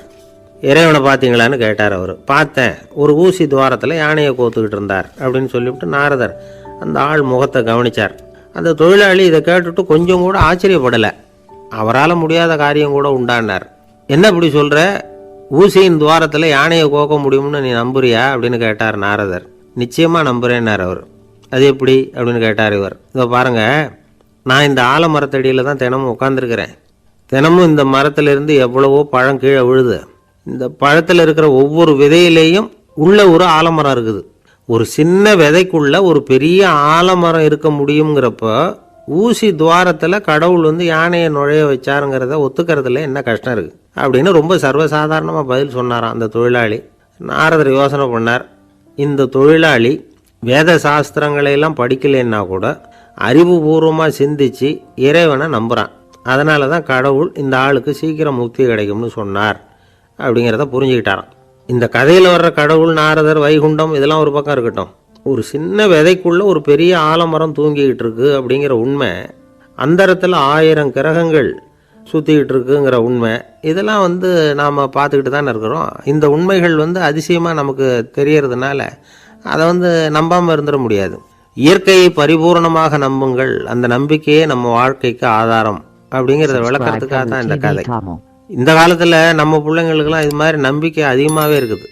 ஒரு நாள் ஒரு சின்ன பையன்கிட்ட கேட்டேன், ஏன்பா கடவுள் ஒரு பானைக்குள்ளே ஒரு யானையை நுழைய வச்சுட்டாருன்னு சொன்னால் அதை நீ நம்புவியா அப்படின்னு கேட்டோம். நம்புவேன் சார், அது ஒன்றும் பெரிய அதிசயம் இல்லைன்னா. எப்படிறான்னு கேட்டோம். எப்படின்னா அந்த பானை அந்த யானையை விட பெருசாக இருந்திருக்கும், அவ்வளவுதான் அப்படின்னு சொல்கிறான். பக்தின்னு சொல்கிறோம் இல்லையா, அது 3 வகைப்படும் அப்படிங்கிறார் ஒரு பெரியவர். அது என்ன 3 வகைன்னா, தெய்வ பக்தி, அடியார்கள் பக்தி, குரு பக்தி. அடியார் பக்தியை விட தெய்வ பக்தியை விட குரு பக்தி தான் ரொம்பவும் சிறந்ததுங்கிறார் அவர். தெய்வத்துக்கிட்ட செஞ்ச பாவம் குருநாதர்கிட்ட தீர்ந்துருமா, குருநாதர்கிட்ட செஞ்ச பாவம் தெய்வத்துக்கிட்ட போனாலும் தீராதான். இப்படி பெரியவங்களாம் சொல்லி வச்சுருக்கிறாங்க. ஒரு காடு, அங்கே அயோத தௌமியர் அப்படின்னு ஒரு தபோதனர், அவர் பல மாணவர்களை ஒன்றா சேர்த்து ஒரு குருகுலம் நடத்திக்கிட்டு இருக்கிறார். பல தரப்பட்டவங்க பல திறப்பட்டவங்க மாணவர்கள் அதில் சேர்ந்து படிச்சுக்கிட்டு இருக்கிறாங்க. பாஞ்சால ராஜகுமாரன் ஒருத்தனும் அந்த குருகுலத்தில் சேர்ந்து படிச்சுக்கிட்டு இருக்கிறான். அவன் பேர் ஆருணி. பெரிய இடத்து புள்ள, இருந்தாலும் படுப்பில் ரொம்ப கெட்டிக்காரனாக இருந்தான். அவன் தான் அங்கே முதல் மாணவன். ஒரு நாள் குருநாதர் அந்த அரசகுமாரனை கூப்பிட்டார். நம்ம குருகுலத்துக்கு சொந்தமான வயலில் தண்ணீர் பெருகி வெள்ளம் பயிரை அழிக்குதான். அதனால் நீ போய் மடையை அடைச்சிட்டு வந்துரு அப்படின்னார். அந்த அரசகுமாரன் உடனே புறப்பட்டான். குருநாதர் சொல்லிட்டார்ல, உடனே புறப்பட்டான். நான் பெரிய இடத்து பிள்ளையாச்சே, ராஜகுமாரனாச்சே, ரொம்ப செல்வாக்கூட வளர்ந்தவனாச்சே, நான் போய் வயலில் இறங்கி வேலை செய்கிறதா அப்படின்னுலாம் அவன் நினைக்கல. குருநாதர் கட்டளையை நிறைவேற்ற வேண்டியது நம்ம கடமை அப்படின்னு நினச்சான். உடனே ஒரு மண்வெட்டியை தூக்கி தோளில் வச்சுக்கிட்டு புறப்பட்டு போயிட்டான். வயலுக்கு போனான். பார்த்தான், தண்ணி கரையை உடச்சிக்கிட்டு வயலுக்குள்ளே ஏகமாக பாஞ்சிக்கிட்டு இருக்குது. இவன் மண்வெட்டியால் களிமண்ணை புல்லோடு சேர்த்து புல் பத்த மாதிரி வெட்டி வெட்டி போட்டான். இருந்தாலும் மடையை அடைக்க முடியல. தண்ணி அதை மீறி வந்துக்கிட்டே இருக்குது. தண்ணி வேகமாக வயலுக்குள்ளே போய்கிட்டே இருக்குது. போடுற பத்தையெல்லாம் கரைஞ்சி கரைஞ்சி போயிட்டுருக்கு. இருந்தாலும் இவன் தன்னுடைய முயற்சியை கைவிடலை. வெட்டி வெட்டி போட்டுக்கிட்டே இருக்கிறான். காலையில் அங்கே போனவன் சாயந்தரம் வரைக்கும் இப்படி செஞ்சுக்கிட்டு இருக்கிறான். உடம்பும் மனசும் ரொம்பவும் சோர்ந்து போச்சு. இருந்தாலும் குருநாதர் இட்ட கட்டளையை நிறைவேற்றாமல் இருக்கிறோமேங்கிற ஒரு குறை அவனுக்கு இருக்குது. குரு கட்டளையை நிறைவேற்றாத நான் இன்னமும் இருக்கணுமா அப்படின்னு யோசனை பண்ண ஆரம்பிச்சிட்டான். என்ன செய்யலாம்னு பார்த்தான். நம்ம குருநாதர் இட்ட பணிக்காக இந்த உடம்பையே தியாகம் பண்ணலாம் அப்படின்னு முடிவு பண்ணான். தண்ணி பாயுதில் அதுக்கு குறுக்க விழுந்து அப்படியே மடையை அடைச்சிக்கிட்டு அப்படியே படுத்துட்டான். இது மற்றவங்களுக்கு தெரியாது. அன்னைக்கு ராத்திரி ஒரு விளக்கு முன்னாடி உட்காந்து குருநாதர் பிள்ளைங்களுக்கு பாடம் சொல்லி கொடுத்துக்கிட்டு இருக்கிறார். முதல் வரிசையில் இருக்கக்கூடிய ராஜகுமாரனை காணலை. நம்ம ஆருணி எங்கே போனா அப்படின்னு சொல்லி மற்ற மாணவர்களை விசாரித்தார். இப்போ அவங்க சொன்னாங்க, சுவாமி அவன் காலையில் வயலுக்கு மடையை அடைக்கிறதுக்காக போனான், நீங்கள் தான் போக சொன்னீங்க, இன்னும் திரும்பி வரல அப்படின்னு அவர் பையன். குருநாதர் உடனே ஒரு தீவெட்டி எடுத்துக்கிட்டு மாணவர்களை அழைச்சிக்கிட்டு வயலுக்கு போனார். அங்கே போய் பார்த்தா ஆளை காணும். ஆருணி ஆருணின்னு சொல்லி சத்தம் போட்டு கூப்பிட்டு பார்க்குறார். நான் இங்கே இருக்கேன் குருநாதா அப்படின்னு காலுக்கு அடியிலேருந்து ஒரு சத்தம் வருது. குனிஞ்சு பார்த்தா அவன் மடையில் படுத்துருக்குறான். என்னப்பா இதுன்னார். காலையிலேருந்து இந்த மடையை அடைச்சி பார்த்தேன் சுவாமி, முடியல, அதனால் இப்படி குறுக்க படுத்துட்டேன். என்னை தாண்டறதுக்கு பயந்து போய் தண்ணியே தேங்கி நின்றுட்டுது அப்படின்னா. அவனுடைய குரு பக்தியையும் அவனை தாண்டறதுக்கு அஞ்சு நிற்கிற தண்ணி தேக்கத்தையும் பார்த்துட்டு எல்லாரும் ரொம்ப ஆச்சரியப்பட்டு போயிட்டாங்களாம். ஆருணி எழுந்திரிச்சு வா அப்படின்னு கூப்பிட்டாரான் குருநாதர். அவன் தண்ணீரை பொழந்துக்கிட்டு எழுந்திரிச்சு வந்தானான். அதனால் அவனுக்கு உத்தாலகன் அப்படின்னு ஒரு பேர். உத்தாலகன்னா தண்ணீரை பிளந்தவன் அர்த்தம். அந்த உத்தாலகன் மாதிரி இந்த காலத்து மாணவர்களுக்கும் குரு பக்தி வேணும் அப்படின்னு சொன்னோம் ஒரு பள்ளிக்கூடத்தில். உடனே நிறைய மாணவர்கள் எழுந்திரிச்சு நின்னாங்க. சார், நீங்கள் எங்களை இன்னமும் சரியாக புரிஞ்சுக்கலன்னு நினைக்கிறோம். அன்னைக்காவது ஒருத்தன் அப்படி இருந்தான், இன்னைக்கு ஏகப்பட்ட உத்தாலகர்கள் இருக்கிறோம். எங்கள் வாத்தியார் கட்டளை இட்டால் இப்போவே அது மாதிரி வயலுக்கு போய் மடையில் குறுக்கப்படுத்துக்கிறதுக்கு இந்த வகுப்பில் உள்ள அத்தனை பேரும் தயாராக இருக்கிறோம் அப்படின்னாங்க. அப்படியா அப்படின்னு சொல்லி கேட்டோம் ரொம்ப சந்தோஷமாக. ஒருத்தன் ரொம்ப அடக்கமாக எழுந்திரிச்சான். அப்புறம் சொன்னான், ஆமாம் சார், வகுப்பில் இவர் நடத்துகிற பாடத்தை கேட்டுக்கிட்டு இருக்கிறத விட பேசாமல் போய் மடையில் படுத்துடுறது ஒன்றும் கஷ்டமான காரியமாக இருக்காது, அதனால தான் எல்லாரும் அங்கே போகிறேன்னு சொல்கிறோம் அப்படிங்கிறான். ஒரு ஊரில் ஒரு ஞானி இருக்கிறார். ரொம்ப பெரிய ஞானி, ரொம்ப வயசாயிட்டுது. கடைசி காலத்தில் அவர்கிட்ட சில பேர் வந்தாங்க. உங்கள் குரு யார் அப்படின்னு கேட்டாங்க. அவர் நிமிர்ந்து பார்த்தார். எனக்கு ஆயிரக்கணக்கான குருமார்கள் உண்டு, அவங்க பேரெல்லாம் சொல்லணும்னா இந்த காலம் பத்தாது, ஆனால் முக்கியமான ஒரு 3 பேரை பற்றி மட்டும் உங்களுக்கு சொல்கிறேன் அப்படின்னாராம். அப்புறம் சொன்னார், அந்த 3 பேரில் ஒருத்தன் ஒரு திருடன். ஒரு சமயம் ஒரு பாலைவனம் வழியாக நான் போய்கிட்டு இருந்தேன். அப்போது வழி தவறி போய் ஒரு கிராமத்துக்கு போயிட்டேன். அது இருட்டு நேரம், நடு ராத்திரி, ஊரே உறங்கி போச்சு. அந்த நேரத்தில் ஒரு ஆள் மட்டும் ஒரு வீட்டு சுவத்தில் ஏதோ பண்ணி உள்ளே நுழையிறதுக்கு முயற்சி பண்ணிகிட்டு இருக்கிறான். அவங்கிட்ட போய் நான் இன்னைக்கு இங்கே எங்கே தங்க முடியும் அப்படின்னு கேட்டேன். அதுக்கு அவன், இந்த ராத்திரி வேளையில் அது ரொம்ப சிரமம், ஒரு திருடனோட உங்களால் தங்க முடியும்னா நீங்கள் என்னோட தங்கலாம் அப்படின்னா. நான் அவங்க கூட 1 மாதம் தங்கியிருந்தேன். ஒவ்வொரு நாள் ராத்திரியும் இப்போ நான் என்னுடைய வேலைக்கு போகிறேன், நீங்கள் ஓய்வு எடுத்துக்கோங்க அப்படின்னு சொல்லிவிட்டு போவான். அவன் திரும்பி வந்த உடனே உனக்கு ஏதாவது கிடைச்சிதான்னு நான் கேட்பேன். அதுக்கு அவன், இன்னைக்கு ராத்திரி ஒன்றும் இல்லை, நாளைக்கு மறுபடியும் முயற்சி பண்ணுவேன் அப்படின்பா. எப்பவும் அவன் நம்பிக்கை இழந்ததே கிடையாது, எப்பவும் சந்தோஷமாகவே இருப்பான். நானும் ரொம்ப காலமாக தியானம் பண்ணிக்கிட்டே இருந்தேன். ஒன்றுமே நடக்கலை. ஆனால் நான் என்ன பண்ணேன் தெரியுமா? மனசு வருத்தப்படும், நம்பிக்கை இழந்துருவேன். அப்போல்லாம் அந்த திருடனுடைய விடாமுயற்சி தான் ஞாபகத்துக்கு வரும். அதனால் அந்த திருடன் எனக்கு ஒரு குரு. என்னுடைய 2வது குரு யாருன்னா அது ஒரு நாய். இது எப்படின்னா, ஒரு சமயம் எனக்கு ரொம்ப தாகமாக இருந்தது. ஒரு நதியை நோக்கி போய்கிட்டு இருந்தேன். அப்போ ஒரு நாயும் வந்தது. அதுக்கும் தாகம். ஓடி வந்து ஆற்றை பார்த்தது. அதோட நிழல் வந்து ஆற்றுல தெரிஞ்சது. அதை பார்த்ததும் பயந்துட்டுது. அதாவது அது தன்னுடைய சொந்த உருவத்தையே கண்டு பயந்தது. அதை பார்த்து குறைக்குது, திரும்பி ஓடிச்சு. ஆனால் அதுக்கு தாகம் அதிகமாக இருந்ததுனால அது மறுபடியும் திரும்பி வந்தது. பார்த்தா மறுபடியும் தண்ணியில் நாயோட உருவம் தெரியுது. இப்படி சில தடவை பண்ணிச்சு. இருந்தாலும் கடைசியில் தண்ணியில் குதிச்சுட்டுது துணிஞ்சி. இப்படி குதித்த உடனே அதோட உருவமும் மறைஞ்சுட்டுது. இதை பார்த்தேன். நான் என்ன புரிஞ்சுக்கிட்டேன்னா, எவ்வளவுதான் பயம் இருந்தால் கூட ஒருத்தன் தைரியமாக காரியத்தில் இறங்கணும் அப்படிங்கிறத புரிஞ்சுக்கிட்டேன். இந்த போதனை அந்த நாய்கிட்ட இருந்து எனக்கு கிடைச்சிது. இது ஒன்று. அடுத்தது என்னுடைய 3வது குரு யாருன்னா அது ஒரு சின்ன குழந்தை. நான் ஒரு சமயம் ஒரு நகரத்துக்கு போனேன். அங்கே ஒரு குழந்தை எரிகிற மெழுகுவத்தி ஒன்று எடுத்துக்கிட்டு வந்தது. நான் அந்த குழந்தைய பார்த்து வேடிக்கையாக கேட்டேன், ஏன் பாப்பா இந்த மெழுகுவத்தியை நீயாவே கொளுத்துனியா அப்படின்னு கேட்டேன். ஆமான்னுது அந்த குழந்தை. சரி, இந்த மெழுகுவத்தி முன்னாடி எரியாமல் இருந்தது, இப்போ எரியுது. இந்த மெழுகுவத்திக்கு வெளிச்சம் எங்கேருந்து வந்தது, அதை எனக்கு காட்ட முடியுமா அப்படின்னு கேட்டேன் அந்த குழந்தைகிட்ட. இதுக்கு அந்த குழந்தை சிரிச்சுக்கிட்டு அந்த மெழுகுவத்தியை ஊதி அணைச்சுட்டுது. அதுக்கப்புறம் என்னை பார்த்து கேட்டுது, இப்போ இந்த மெழுகுவத்தியின் வெளிச்சம் போனதை பார்த்தீங்க இல்லையா, அது எங்கே போச்சுன்னு எனக்கு சொல்லுங்க அப்படின்னுது. அந்த குழந்தை இப்படி கேட்டதும் என்கிட்ட இருந்த ஆணவம் அழிஞ்சுட்டுது. நான் படித்ததெல்லாம் அந்த வினாடியில் சுக்கு நூறாக போயிட்டுது. என்னுடைய முட்டாள்தனத்தை நான் உணர்ந்தேன் அப்படின்னு இவ்வளவும் அந்த ஞானி விவரமாக சொன்னாராம். அதனால் நாம் இன்னார்கிட்ட இருந்து தான் இதை கற்றுக்கணுங்கிறது இல்லை, யாருக்கிட்ட இருந்தும் எதையும் கற்றுக்கலாம். நம்மால் ஒருத்தன் ஒரு நாய் வளர்த்துக்கிட்டு இருந்தான். அந்த நாய்க்கு வால் கிடையாது. யாரோ ஏற்கனவே வெட்டி எடுத்துட்டாங்க. இந்த நாய் தான் சார் எனக்கு குரு, அதுகிட்டே இருந்து கூட நான் பாடம் கற்றுக்கிட்டு இருக்கிறேன் அப்படின்னா. அப்படி என்ன கற்றுக்கிட்டேன் இந்த வால் இல்லாத நாய்கிட்டே இருந்து அப்படின்னு கேட்டோம். நாம் யாருக்கிட்டையும் வாலாட்டக்கூடாது அப்படிங்கிற பாடத்தை அதுகிட்டே இருந்து தான் நான் கற்றுக்கிட்டேன் அப்படின்னா. ஒரு ஊரில் ஒரு துறவி இருந்தார், புத்த சமய துறவி. அந்த ஊர் மன்னன் அவரை பற்றி கேள்விப்பட்டிருக்கான். ஒரு நாள் புறப்பட்டு போனான். துறவியின் பாதங்களை தொட்டு வணங்கினான். அதுக்கப்புறம் சொன்னான், ஐயா, நான் உங்களை அரண்மனைக்கு அழைச்சிட்டு போகிறதுக்காக வந்திருக்கிறேன். இனிமேல் நீங்கள் இங்கே எதுக்கு இருக்கணும் அப்படின்னானா. அவன் மனசுக்குள்ளே என்ன நினைப்புன்னா, இவர் எங்கே வர போகிறாரு, நான் ரொம்ப எளிமையானவன், எனக்கு எதுக்கு அரண்மனை வாசம்னு சொல்லி விடுவார் அப்படின்னு நினச்சிருக்கான். ஆனால் அந்த துறவி என்ன பண்ணார் தெரியுமா?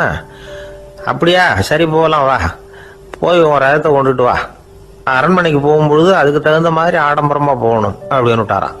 துறவி இப்படி சொன்னதும் அந்த மன்னனுக்கு மனசுக்குள்ள சந்தேகம் வந்துட்டுது. இவர் உண்மையிலேயே துறவி தானா, ஏமாத்து பேர் வழி மாதிரி தெரியுதே அப்படின்னு நினச்சிருக்கான். இருந்தாலும் இனிமேல் என்ன பண்ணுறது, சொல்லியாச்சு. ரதத்தை கொண்டுகிட்டு வந்தான். துறவி ஏறி உட்காந்தார். பக்கத்தில் ராஜா. அவர் ரொம்ப உற்சாகமாக வரார். இவன் ரொம்ப சோர்ந்து போய் வரான். துறவி மரத்தடியிலேயே வாழ்ந்து பழக்கப்பட்டவர். அரண்மனையில் எளிமையாக ஒரு இடத்துல உட்காந்துக்குவார் அப்படின்னு நினைச்சான். ஆனால் அப்படி இல்லை. அரண்மனைக்கு வந்த உடனே அந்த துறவி அதை கொண்டுட்டு வா, இதை கொண்டுட்டு வான்னு சொல்லி உத்தரவு போட ஆரம்பிச்சுட்டார். அரண்மனையில் இருந்தால் அரசனை மாதிரி இருக்கணும் அப்படிங்கிறார். ராத்திரி பூரா சௌரியமாக தூங்கினார். பகலில் அரண்மனை தோட்டத்தில் உலாவ வேண்டியது, நீச்சல் குளத்தில் குளிக்க வேண்டியது, இப்படியே பொழுது போக்கிட்டு இருக்கிறார். அந்த அரண்மனையில் துறவி மகிழ்ச்சியாக இருக்கிறார். மன்னனால் அப்படி இருக்க முடியல. அவருக்கு எந்த கவலையும் இல்லை, இவனுக்கு அரசாங்க கவலைகள்.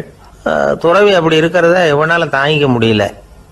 ஒரு நாள் அவர்கிட்டயே போய், நான் உங்ககிட்ட கொஞ்சம் பேசணும் நானா. துறவி பார்த்தார். நான் இந்த அரண்மனைக்கு வரும்பொழுதே நீ என்னமோ என்கிட்ட கேட்கணும்னு நினைச்ச, ஏன் காலதாமதம், நீ அனாவசியமாக உன்னையே தொந்தரவு பண்ணிட்டு இருக்கிற, நீ கவலையாக இருக்கேங்கிறது எனக்கு புரியுது. நான் மரத்தடியில் இருந்தப்போ கூட என்னை அடிக்கடி சந்திச்சுக்கிட்டு இருப்பேன், ஏதாவது விளக்கம் கேட்கறது உண்டு. இங்கே வந்த பிறகு என்னை சந்திக்கிறது கூட அபூர்வமாக போயிட்டுது. நீ இப்போ என்ன கேட்க போறேங்கிறது எனக்கு தெரியும், இருந்தாலும் கேளு அப்படின்னாராம். வேற ஒன்றும் இல்லைங்க. இப்போ உங்களுக்கும் எனக்கு என்ன வித்தியாசம்? 2 பேரும் அரண்மனையில் தான் இருக்கிறோம். நீங்கள் மகிழ்ச்சியாக இருக்கிறீங்க, நான் அப்படி இருக்க முடியல. இவ்வளவுக்கும் நீங்கள் முன்னாடி இருந்தது மாதிரி இல்லை. தினமும் தங்க தேர் கேட்குறீங்க, உயர்தரமான ஆடைகள் அணிகிறீங்க, சுவையான சாப்பாடு. இப்படி இருக்கிறப்போ உங்களுக்கும் எனக்கு என்ன வித்தியாசம்? இதுதான் மன்னனுடைய கேள்வி. இதுக்கு பதில் சொல்கிறேன், என் கூட புறப்பட்டு வா, இந்த நகரத்துக்கு வெளியில் போவோம் அப்படின்னு சொல்லி அரசனை கூப்பிட்டுக்கிட்டு ஊர் எல்லைக்கு வந்து சேர்ந்தார் துறவி. அங்கே போய் சொன்னார், இதை பாருப்பா, இந்த இடத்த தான் தேடிக்கிட்டு இருந்தேன். இனிமே நான் வந்து திரும்பி வரப்போறதில்ல. நீ என்னோட வர்றியா திரும்பி போறியா அப்படின்னார். நான் எப்படிங்க உங்கள் கூட வர முடியும்? என்னுடைய நாடு, என்னுடைய சொத்துக்கள், மனைவி, மக்கள் எல்லாத்தையும் விட்டுட்டு எப்படிங்க வர்றதுன்னா. இப்போ அந்த துறவி சொன்னார், இப்போ வித்தியாசத்தை தெரிஞ்சுக்கிட்டியா?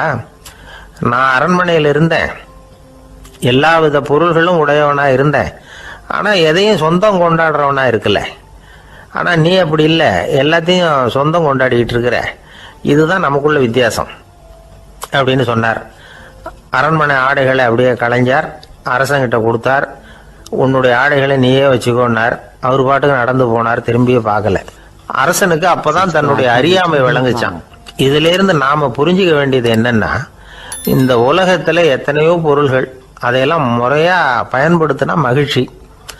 அதை விட்டுட்டு அதுக்கெல்லாம் சொந்தம் கொண்டாட ஆரம்பிச்சா கவலை. நம்ம ஆட்கள் வந்து சொந்தம் கொண்டாடுற விதமே தனி.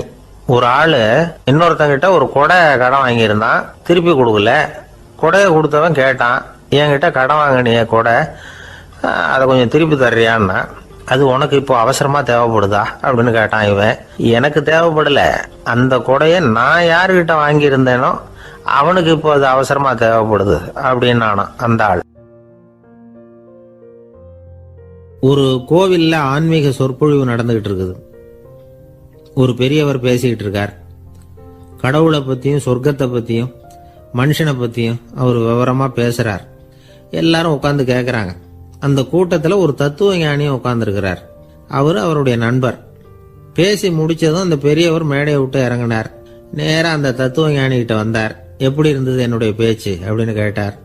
நீங்க பேசினது ஒண்ணுக்கு ஒண்ணு முரண்பாடா தெரிஞ்சது அப்படின்னாராம் இவரு. நான் என்ன அப்படி தப்பா பேசிவிட்டேன் அப்படின்னாராம் அவரு. கடவுளை நம்புகிறவன் சொர்க்கத்துக்கு போவான்னு சொன்னீங்க, அப்புறம் நல்ல விதமா வாழறவன் சொர்க்கத்துக்கு போவான்னு சொன்னீங்க அப்படின்னாராம். இதுல என்ன முரண்பாடுன்னு கேட்டிருக்காரு அவர். இதுலதான் முரண்பாடு தெரியுது எனக்கு. அதாவது இங்க ஒருத்தன் எல்லா தப்பும் பண்ணிட்டு இருக்கிறான், அவன் வந்து கடவுளை நம்பினான்னா அவன் சொர்க்கத்துக்கு போவானா? இது என்னுடைய முதல் கேள்வி. இல்லைன்னா ஒருத்தன் வந்து எந்த தப்பும் பண்ணல, ரொம்ப ஒழுங்கா வாழ்ந்துகிட்டு இருக்கிறான், ஆனா அவன் கடவுளை நம்பல, அவன் என்ன நரகத்துக்கு தான் போவானா? கடவுள் நம்பிக்கை உள்ள ஒரு திருடன் என்ன ஆவான், எங்க போவான்? கடவுள் நம்பிக்கையே இல்லாத ஒரு நல்லவன் என்ன ஆவான், எங்க போவான்? ஒருத்தன் இங்க கடவுள் நம்பிக்கையோட வாழறது முக்கியமா அல்லது நல்லவனா வாழறது முக்கியமா? இதுதான் இவர் கேட்ட கேள்வி. இதை கேட்டதும் அந்த பெரியவர் வந்து குழம்பி போயிட்டார். அவர் சொன்னது நியாயம் தானே. கடவுளை நம்புறவன் தான் சொர்க்கத்துக்கு போவான்னா பேசாம கடவுளை நம்பிக்கிட்டு இந்த உலகத்துல எல்லா தப்பும் பண்ணிட்டு இருக்கலாமே. பேச்சாளர் குழப்பத்தோட வீட்டுக்கு போனார். படுத்து தூங்கினாரு. ஒரு கனவு வந்தது. கனவுல அவர் ஒரு ரயில்ல வேகமா போயிட்டு இருக்கிறார். எதிரில் உட்காந்துருக்கிறவரை பார்த்து நாம இப்ப எங்க போறோம்னு கேட்டார். சொர்க்கத்துக்கு போயிட்டு இருக்கிறோம் அப்படின்னாங்களாம். ரயில் போய் நின்னுது. இவர் இறங்கினார். இங்க கௌதம புத்தர் இருப்பார், சாக்ரட்டிஸ் இருப்பார், அவங்கள பார்க்கறதுக்கு ஒரு நல்ல வாய்ப்பு அப்படின்னு நினைச்சுக்கிட்டே அங்கேயும் இங்கேயும் பார்த்தார். அங்க யாருமே இல்லை. ஒரே பாலைவனம் மாதிரி இருக்குது. பச்சை இல்லை, பசுமை இல்லை, பூக்கள் இல்லை, மரம்லாம் மொட்டையா நிக்குது. எலும்பும் தோலுமா சில முனிவர்கள் அங்கேயும் இங்கேயுமா உட்காந்துருக்கிறாங்க. இவர் அவங்க கிட்ட போய் இந்த புத்தர், சாக்ரட்டிஸ் இவங்கெல்லாம் எங்க இருக்கிறாங்கன்னு கேட்டாராம். அப்படி யாரும் இங்க இல்லையே, அவங்கெல்லாம் யாரு அப்படின்னு திருப்பி கேட்டிருக்கிறாங்க. இவருக்கு அதிர்ச்சியா போச்சு. அப்படின்னா அவங்க எங்க போயிருப்பாங்க? உடனே ரயில் நிலையத்துக்கு ஓடி வந்தார். அப்பதான் நரகத்துக்கு ஒரு ரயில் புறப்பட்டுக்கிட்டு இருந்தது அங்கிருந்து. அதுல ஏறி உட்கார்ந்தார். ரயில் வேகமா போச்சு. நரகம் நெருங்க நெருங்க காற்று குளிர்ச்சியா வீச ஆரம்பிச்சுதான். வெளியில பசுமையா இருந்துதான். அழகான மலர்கள், அழகான நீர்நிலைகள், நந்தவனங்கள், ரொம்ப அருமையா இருக்குது. ரொம்ப அங்க இருந்தவங்க எல்லாம் ரொம்ப மகிழ்ச்சியா உல்லாசமா வேற இருந்திருக்கிறாங்க. எங்க பார்த்தாலும் ஆடல் பாடல் உற்சாகம். இவர் ரயிலை விட்டு இறங்கினார். அவருக்கு சந்தேகம், இதுவா நரகம் அப்படின்னு விசாரிச்சிருக்கார். ஆமா, இதுதான் நரகம்னாங்களாம். எனக்கு ஒரு சந்தேகம் இருக்காரு. என்னன்னு கேட்டிருக்காங்க. கௌதம புத்தரும் சாக்ரட்டிஸும் லாவோஸும் இவங்க மாதிரி இன்னும் பல பேரும் கடவுள் நம்பிக்கை இல்லாதவங்க அவங்கெல்லாம் இங்கே இருக்கிறாங்களா அப்படிங்கிறது தான் என்னுடைய சந்தேகம் அப்படின்னாராம். இப்போ அவங்க சொல்லியிருக்கிறாங்க, இப்போ நீங்கள் பார்க்குறீங்களே பசுமையும் பச்சை பயிர்களும் ஆடல் பாடல்களும் அழகிய மலர்களும், இது எல்லாமே கௌதம புத்தரும் சாக்ரட்டிஸும் அது மாதிரி மகான்களும் இங்கே வர ஆரம்பிச்ச பிறகுதான் உண்டாக ஆரம்பிச்சது. இந்த பிரதேசத்தை அவங்க அப்படியே மாத்திவிட்டாங்க.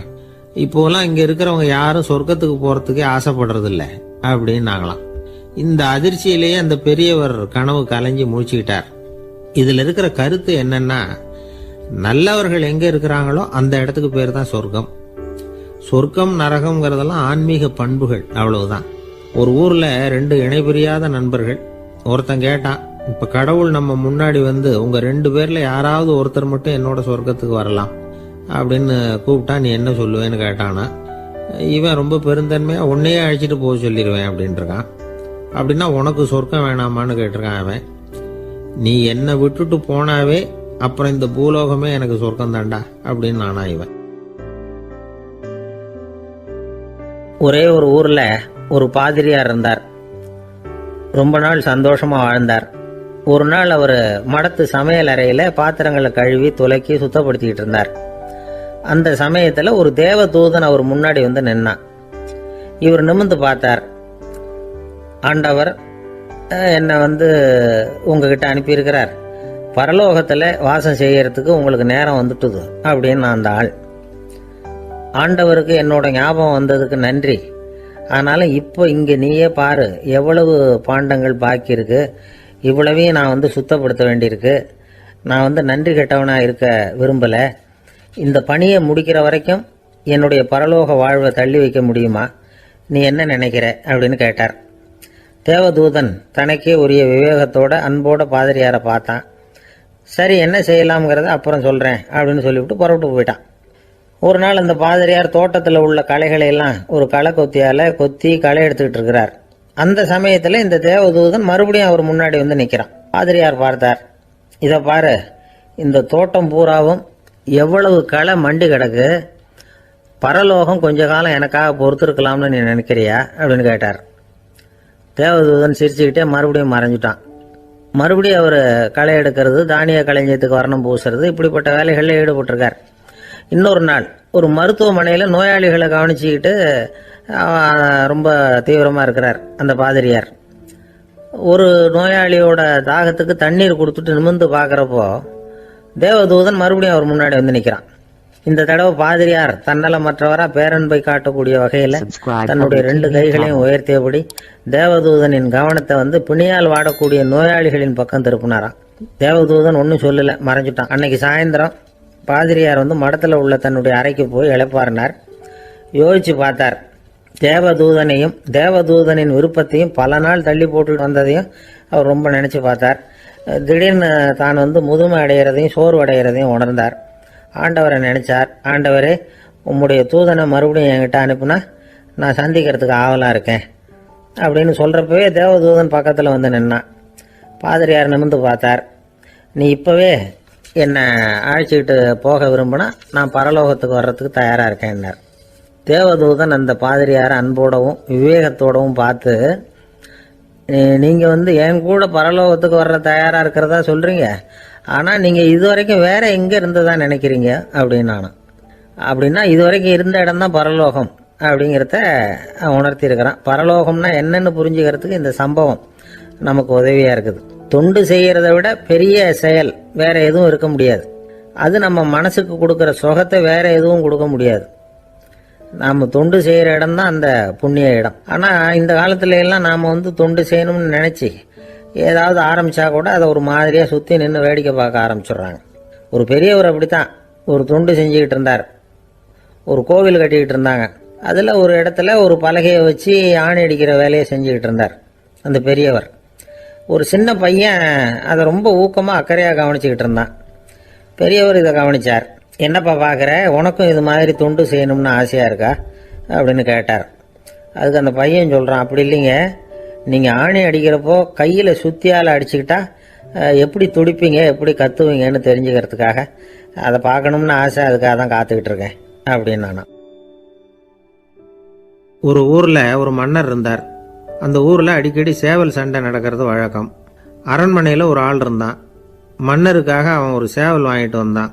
சண்டை போடுறதுக்காக அந்த சேவலை தயார் பண்ணிட்டு இருந்தான். கொஞ்ச நாள் ஆச்சு. மன்னர் அந்த ஆளை கூப்பிட்டார். என்னப்பா சேவல் தயாராகிட்டுதா அப்படின்னு கேட்டார்.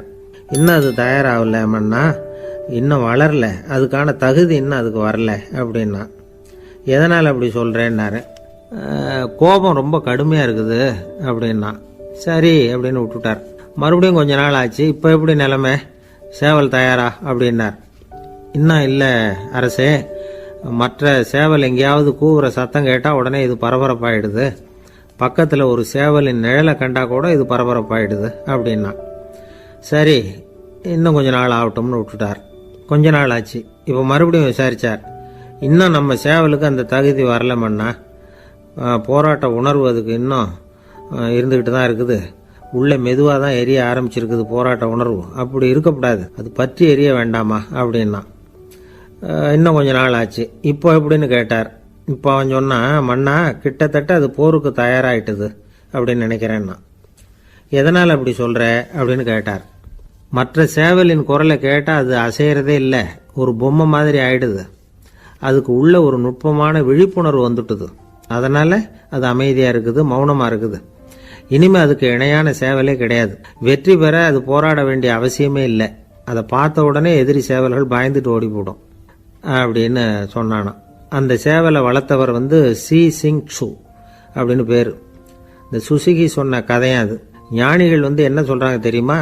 அந்த சேவலின் ரகசியத்தை நீயும் கற்றுக்கொள், நீ அப்படி ஆயிடு, சண்டை போடாமலே வெற்றிகள் பெறுகிற நுட்பத்தை புரிந்துகொள். இதுதான் ஞானிகள் உபதேசம். ஒரு குரு கிட்ட ஒருத்தன் போயிருக்கிறான். எனக்கு சண்டை போட கற்றுக் கொடுங்கன்னா. அதுக்கு என்ன செய்யணும்னார். என்ன உங்கள் மாணவனாக சேர்த்துங்கண்ணா. சரி இப்போ உன்னுடைய பலம் என்னன்னு கேட்டிருக்கார். இப்போ நான் தனி ஆளாக இருந்து ஒரு 100 பேரை சமாளிப்பேன் நானா. சரி அப்படின்னா என்னுடைய மாணவனாக உன்னை சேர்த்துக்கிறேன்ருக்கார். சேர்த்துக்கிட்டார். 6 மாதம் பயிற்சி கொடுத்தார். அதுக்கப்புறம் இவனை கூப்பிட்டு கேட்டார், இப்போ உன்னுடைய திறமை எவ்வளவுன்னு. இப்போ நான் தனி ஆளாக இருந்து ஒரு 50 பேரை சமாளிப்பேன் நானா. இன்னும் உனக்கு பயிற்சி தேவைன்னாராம். தொடர்ந்து சில நுட்பங்களை எல்லாம் சொல்லி கொடுத்துருக்கிறார். 1 வருஷம் ஆச்சு. எல்லாத்தையும் கற்றுக் கொடுத்துட்டார். அப்புறம் கூப்பிட்டு கேட்டார், இப்போ உன்னுடைய திறமை எப்படிப்பா, எதிரிகள் எத்தனை பேரை உன்னால் சமாளிக்க முடியும்னாராம். அவன் சொன்னான், ஐயா எதிரிகளின் பலம் என்னங்கிறத புரிஞ்சிக்காம அதை நான் சொல்ல முடியாதுன்னு நானும். இனிமேல் உனக்கு பயிற்சி தேவையில்லை, போயிட்டு வான்னு அனுப்பி வச்சுட்டாரான். ஒரு உண்மையை நாம் புரிஞ்சுக்கணும். அதாவது அடிக்கிறதுக்கு நமக்கு துணிச்சல் தேவையில்லை, அடிக்காமல் இருக்கிறதுக்கு தான் துணிச்சல் தேவை. அடித்தா திருப்பி அடிக்கிறவன் மன உறுதி உள்ளவன் இல்லை, அடித்தா திருப்பி அடிக்காமல் இருக்கிறான் பாருங்க, அவன் தான் மன உறுதி உள்ளவன். ஒருத்தன் தலை தெறிக்க வேகமாக ஓடிக்கிட்டு இருந்தானா. எங்கடா ஓடுற அப்படின்னா, எதுக்க வந்தவன். ஒரு சண்டையை